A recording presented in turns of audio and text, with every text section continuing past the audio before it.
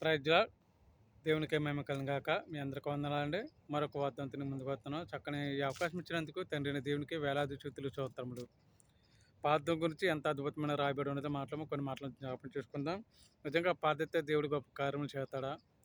నిజంగా మన ప్రార్థనలు దేవుడు వింటాడా?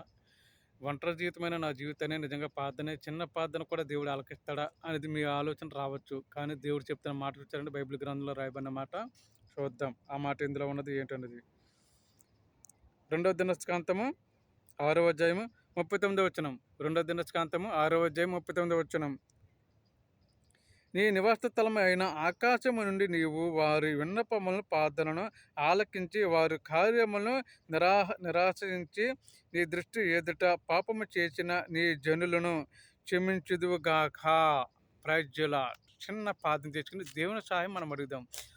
అత్యున్నత సింహాసనుడైన మా ప్రియ పరలోకపు తండ్రి, స్తోత్రం ప్రభు, వందనాలు నాయన, వందనాలు తండ్రి. ఇదిగో ప్రభు, నీ ప్రేమ గల మాటలు జ్ఞాపం చేసుకోవడం మరొక సమయాన్ని మాకు అనుగ్రహించినందుకు స్తోత్రం తండ్రి. ఇదిగోనైనా ఈ సాయంకాల సమయం మంది నీ కృప, నీ ప్రేమ మాలో కలిగజేసి ఈ ప్రార్థన ద్వారా అద్భుతం కార్యం జరుగుతున్న ఒక నమ్మకంతో తండ్రి, నిన్ను జ్ఞాపం చేసుకున్నట్టుకు మరొక సమయం కేటాయించుకుని నేను స్తుతించడానికి, గణపరచులకు, ఆరాధించడానికి కొన్నంత బలమైన ఆత్మశక్తిని మాకు అనుగ్రహించినందుకు వేలాది స్తుతులు స్తోత్రం తండ్రి. పరిశుద్ధాత్మ దేవుడు, ఈ వాగ్దానం అంటున్న ప్రతి ఒక్క బిడ్డ పట్ల నీ ప్రేమ, నీ కృప, కాపుదల నిరంతరం కాచికప్పుడు గొప్ప కృపను దయచేయచ్చు. నీకేమేమో ఘనత స్తుతులు స్తోత్రం చెల్లించుకున్నాను తండ్రి. ఆమె ఆమె ఆమె ప్రజలాడండి. మీ అందరికీ వందనాలు. చూసారండి, ఈ 2వ దినస్కాంతంలోనూ అద్భుతంగా రాయబడిన మాట 6వ అధ్యాయం 39వ వచనంలోను, నీ నివాస స్థలం అయిన ఆకాశం నుండి నీవు వారిని విన్నపములను ప్రార్థనను ఆలకించి వారి కార్యములను నిరాశించి నీ దృష్టి ఎదుట పాపము చేసిన నీ జనులను క్షమించుదురుగాక. ఎంత అద్భుతం చూడండి.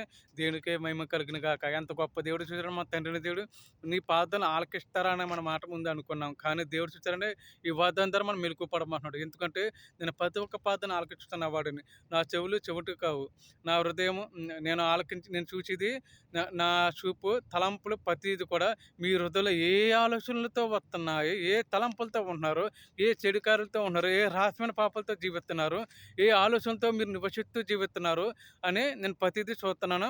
అందుగురించి ఈ వార్తను నీ కోసం సిద్ధపరిచానని దేవుడు మన కోసం చెప్తున్న మాట అండి. అవును కదా.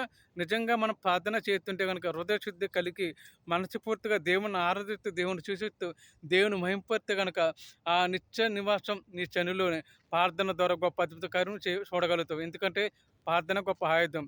ఆనాడు ఏలియా ప్రియమైన సోదరులారా, ఆనాడు దానియేలు సింహపు బోన్లో పడేసినప్పుడు ఆ రాజులు ఏమండి, ఆ సింహాలను తండ్రిని దేవుడు నోరు మూయించలేదా? కేవలం ప్రార్థన ద్వారా కదా గొప్ప కార్యం జరిగింది. ఆ ప్రార్థన ద్వారా కదా గొప్ప అద్భుతం కార్యం జరిగింది. అలాంటి ప్రార్థన, చిన్న ప్రార్థన అయినా సరే, వచ్చి రాని ప్రార్థన అయినా సరే, నువ్వు హృదయపూర్వకంగా ప్రార్థిస్తే కనుక నీ కుటుంబంలో గొప్ప అద్భుత కార్యం జరుగుతుందని దేవుడు చెప్తున్నాడు అండి. దేవునికే మహిమ కలుగుగాక. దేవునికే వేలాది స్తుతులు స్తోత్రములు. నా ప్రియమైన దేవుని సంగమా, విశ్వాసులారా, ఈ సాయంకాల సమయం మంది తండ్రిని దేవుడు నీతోనే చుట్టుగా మాట్లాడుతున్న మాట విచారణ ఎంత అద్భుతమైన మాటను. అదో దినస్కాంతము 2వ దినస్కాంతము 7వ అధ్యాయము 1వ వచనంలో గొప్ప అద్భుతమైన మాట రాయబడి ఉన్నదండి. చదువుదాం మాట ఏంటున్నది. చూడయో ప్రియమైన దేవుని సంగమా, చూసారు అంత గొప్ప మాటను. నా పేరు పెట్టబడిన నా జనులు తాము తగ్గించుకుని ప్రార్థన చేసినను వెతికి తమ చెడు మార్గములను విడిచిన ఎడల. చూసారంటే, చెడు మార్గం విడిచిన ఎడల అని దేవుడు స్పష్టంగా చెప్తున్నాడు. మనం నిజంగా చెడు మార్గంలో విడిచిపెడితే కనుక ఈ పాపాలను విడిచిపెట్టి ఆయన రాజ్యంలో చేరాలంటే కేవలం ప్రార్థన ద్వారా అనేక మంది బిడ్డల కోసం ప్రార్థిస్తూ, అనేక మంది లోకంలో తిండి లేని వాళ్ళు, నడలేని వాళ్ళు, కూర్చోలేని వాళ్ళు, పని లేని వారు, అనేక మంది బిడ్డలు లోకంలో ఉన్నారు కదా, వాళ్ళ గురించి కూడా మనం ప్రార్థన చేయమని దేవుడు చెప్తున్నాడు అండి. నీ కుటుంబం గురించే కాదు, నువ్వు రక్షించబడటమే కాదు, ఎదుటివాడు కూడా రక్షించబడేలాగా, ఎదురువాడి పట్ల ప్రేమ కలిగి క్షేమకరమైన ప్రయాణంలో కూడా మీరు తోడుగా ఉండే ప్రార్థన చేస్తే కనుక నేను ప్రతి ఒక్క ప్రార్థనలు ఆలకిస్తాను. నువ్వు ఏ రహస్యమైన పాపం ఏమైనా చేస్తున్నావో వాటిని విడిచిపెట్టు. ముందు వాటిని విడిచిపెట్టకపోతే కనుక నీ ప్రార్థనను అంగీకరించను.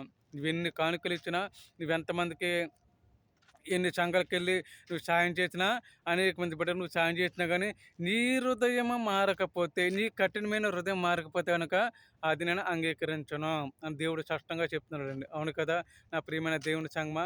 ఈ లోకంలోనూ ఏ రకంగా మానవులు ఏ రకంగా జీవిస్తున్నారంటే వేషధారి జీవితంలో జీవిస్తున్నారు. నటించే జీవితం జీవిస్తున్నారండి. అలాంటి జీవితం దేవుడికి నచ్చదు. దేవునికి నచ్చదని స్పష్టంగా చెప్తున్నాడండి మన తండ్రి అయిన దేవుడు. కానీ మనం ఆ మార్గానికి ఎలకొన్నట్లు నీ పాపమును విడిచిపెట్టి నా త్రోవలో నడువుము, నా ఆలోచనలో నడువుము. నేను అనేక మంది విధులుగా నేను హెచ్చింపబడేలా చేస్తాను. నువ్వు చేసిన పాపములన్నిటిని విడిచిపెట్టి నా రాజ్యానికి చేరాలంటే, ఈ లోకాన్ని విడిచిపెట్టి ఎప్పటికైనా నువ్వు నా రాజ్యానికి చేరాలి కనుకన నువ్వు ఈ పాపాన్ని విడిచిపెట్టి అనేక మంది బిడ్డలకు సహాయం చేయి, అనేక మంది కుటుంబాలకు ప్రార్థన చేయి, అనేక మంది కుటుంబాలు ఇంట్లోకి వెళ్ళి ప్రతి ఒక్క సమస్య నుంచి చెప్పుకొని వాటి గురించి ప్రార్థన చేయి. ఆ ప్రార్థన ప్రతిది కూడా నేను ఆలకిస్తాను. నువ్వు పొరపాటున వేషధారులాగా జీవిస్తే ఆ ప్రార్థన అంగీకరించను. నేను సమస్తం ఎరుగున్న దేవుడిని, సమస్తం ఆలకించుతున్న దేవుడిని, ప్రతి ఒక్క ప్రార్థన ఆలకించుతున్న దేవుడిని, ప్రతి ఒక్క తలంపు ఆలోచనలు కూడా ఆలకించుతున్న దేవుడిని. నన్ను వెంబడించు నా కుమారుడు అని దేవుడు స్పష్టంగా చెప్తున్నాడండి.